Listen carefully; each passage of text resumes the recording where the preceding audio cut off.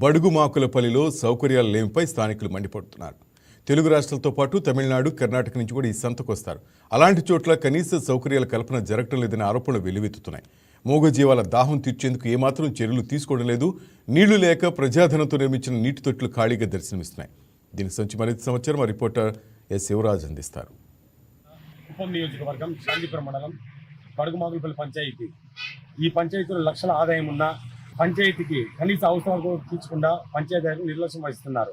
ఇక్కడ ప్రతి ఆదివారం జరిగే వారపు సంతలో లక్షల ఆదాయం, అంటే సంవత్సరానికి 26 లక్షల ఆదాయం ఉంది. అయినప్పటికీ కనీసం ఇక్కడ తాగడానికి పశువులకి నీళ్ళు కూడా లేదు.